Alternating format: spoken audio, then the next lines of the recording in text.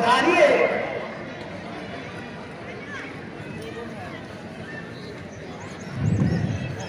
कहिए महाराज, कैसे आना हुआ? आज लंकापति तेरे पास सहायता मांगने के लिए है। महाराज, मैं मायावी विद्या छोड़ चुका हूँ। शल कटक का त्याग कर सन्यासी बन चुका हूँ। मैं आपकी क्या सहायता कर सकता हूँ? महाराज, जब राजा प्रार्थना करता है तो समझ वो आज्ञा दे रहा है, और राजा की अवज्ञा उसका परिणाम तू जानता है। महाराज, आप कहना क्या चाहते हैं? साफ साफ कहिए। महाराज, मैं तुझे एक बतलाया, पंचवटी में अयोध्या के 2 राजकुमार आए।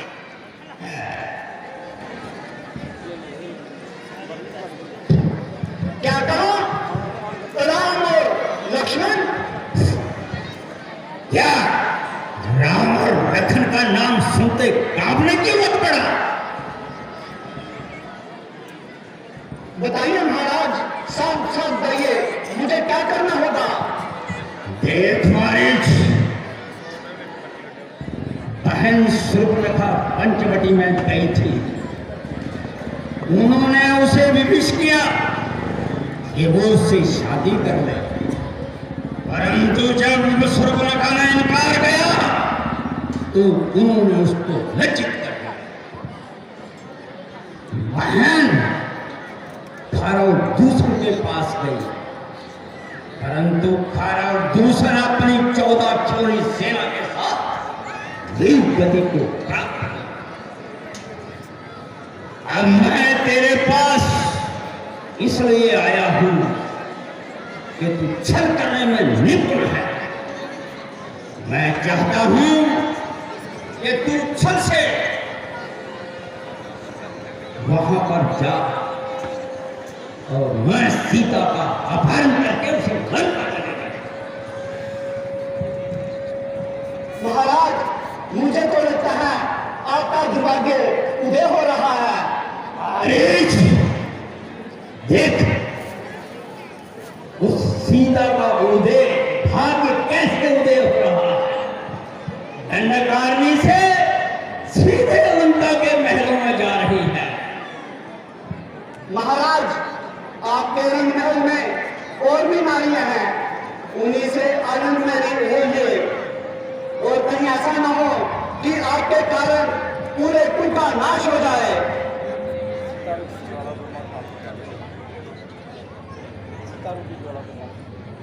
और महाराज, मैं कहता हूं, सीता रूपी ज्वाला को हाथ ना लगाइए। महाराज, तू मुझे उपदेश देने लगा? अरे, जिस रावण का डंका तीनों लोगों में बचता है, उसका वो 2 तुच्छ मानव क्या बिगाड़ लेंगे? महाराज, मैं आपका मामा भी हूं, और इसी नाते एक बात समझाता हूं। अगर कोई स्त्री अपनी इच्छा से ना आना चाहे तो उसे विवश ना कीजिए। वो अग्नि की ज्वाला बन जाती है और उसी में सब कुछ नष्ट कर देती है। नारायण, तू रावण को उपदेश देता है और नारी से कराता है। मैं तुझे कहने आया था कि तू मेरी सहायता करेगा और तू मुझे उपदेश देने लगा। महाराज, वह कोई साधारण मनुष्य नहीं है। मुझे तो लगता है वह साक्षात विष्णु का अवतार है। अरे, विष्णु का अवतार है तो क्या हुआ? रावण के आगे नारायण भी नहीं ठहर पाएगा। जिन्होंने बाण मारा ताड़का का दम निकाला है, जिन्होंने चाप शंभू का सहज में तोड़ डाला है,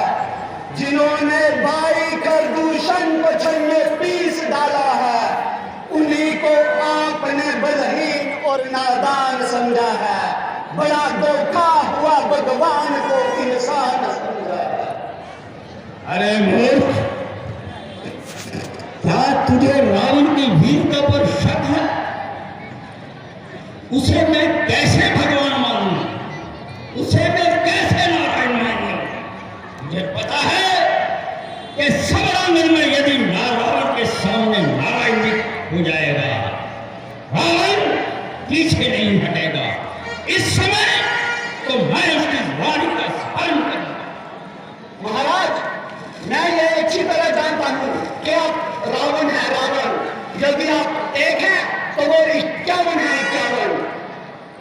मूर्ख, मैं तुझे बार बार कह रहा हूं, नहीं मृत्यु दंड पाएगा। महाराज, मैं तो आपकी कोई सहायता नहीं कर सकता, क्योंकि मैं खुद बूढ़ा हो चुका हूं। केवल में पांव मरने को तैयार बैठा हूं। बुढ़ापा आ गया सरकार, हिम्मत हार बैठा हूं। मैं खुद मोहताज और उल्टा हर एक बात में रहता हूं। सहारा क्या किसी को दूं, खुद लाचार बैठा हूं। जवानी हो गई रुखसत, जवानी हो गई रुखसत। बुढ़ापा आ गया जब से, किनारे फेंक के सब तीर और तलवार बैठा हूं। न ख्वाहिश है कि मुंह बदला, न हिम्मत युद्ध करने की। मैं तो उनके आजमाए हाथ और हथियार बैठा हूं। महाराज, तू जैसा बोलता है ऐसा प्रतीत होता है कि तू मेरी सहायता नहीं करेगा, वो मृत्यु दंड पाएगा। मुझे क्षमा कीजिए महाराज, मुझे क्षमा कीजिए। नहीं, तुझे ये कार्य करना पड़ेगा। महाराज, मुझे एक बात बताइए, पराई स्त्री को चुराना कहां का धर्म है? अरे किसी की बहन को लज्जित करना कहाँ का धर्म है? उन्होंने बहन शोक लगाकर लज्जित किया है। क्या मैं उनको इसका दंड नहीं दूंगा? अपनी बहन का प्रतिशोध नहीं दूंगा? रावण के नाम का देखा बैठा है, सारी पृथ्वी रावण के मुंह पर छूटेगी।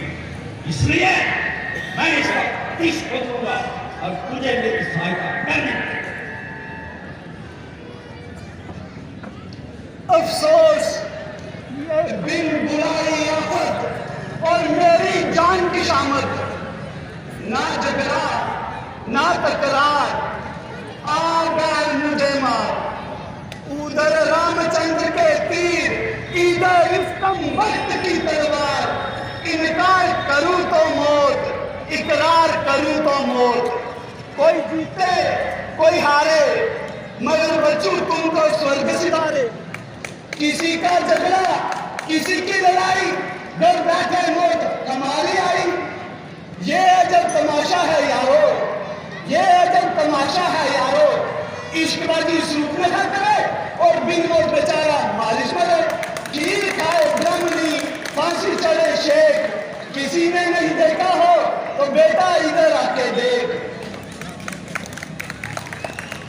महाराज, मुझे तो लगता है अब हर प्रकार से मेरी मृत्यु निश्चित है।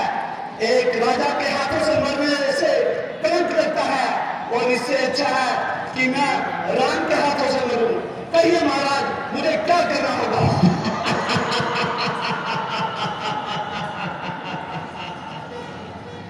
शाबाश कुमारी, अब सुन,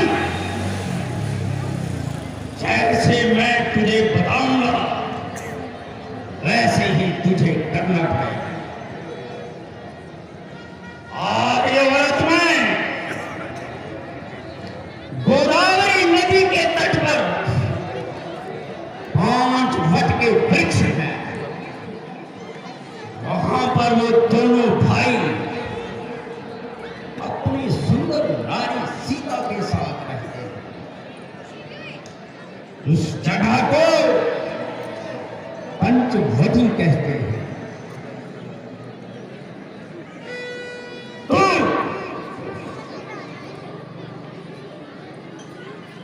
स्वर्ण का मृग बन, जिसका चर्म सोने का हो, सीता तुझे देखकर मोहित हो जाएगी।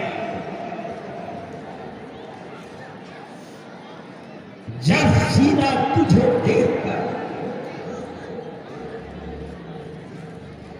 मोहित हो जाए वो राम को विवश करेगी। इस मृग को पकड़कर मेरे पास लाओ। जब राम तुझे पकड़ने के लिए दौड़े तो उसी समय उस राम को भगाकर उस कुटिया से दूर ले जाए। फिर मैं अपनी मायावी शक्ति फैला दूंगा और साधु वेश में जाकर सीता से भिक्षा और उस कुटिया से उस सीता को उठाकर सीधा लंका में ले जाए। देखो उस नारी का भाग्य कैसे उदय हो रहा है। अंधकार में से सीधे लंका के महलों में जा रही है।